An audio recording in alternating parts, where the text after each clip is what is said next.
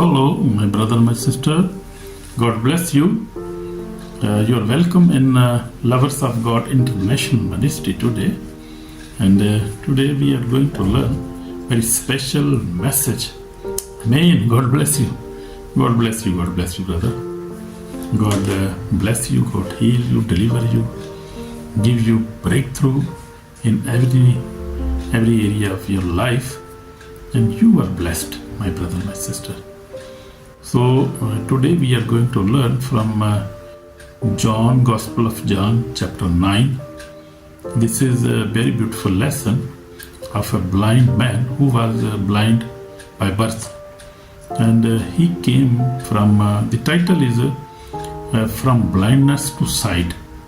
I mean, meeting the light of the Word. So he met the light of the Word, meaning Jesus Christ, when he opened his eyes. When his eyes were opened, so Jesus Christ opened his eyes. And this man was a very good man, because he has a good testimony after he received a miracle.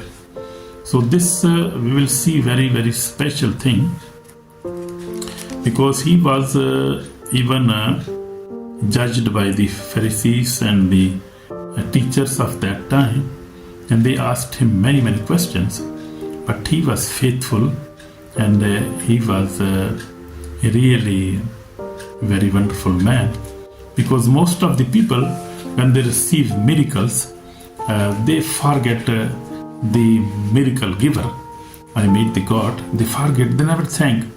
We see many, many examples in the Bible, New Testament especially. When these 10 lepers were healed, only one leper came to glorify God. And Jesus asked, where are the 9s? So the many, many people, they never appreciate their miracles. They forget and they go again in their old life, and again they want to receive another miracle. So they are not thankful to God, and their miracle is not permanent. So that is a big problem we see. The man of this generation also, many people, they receive miracles, but they are not thankful to God.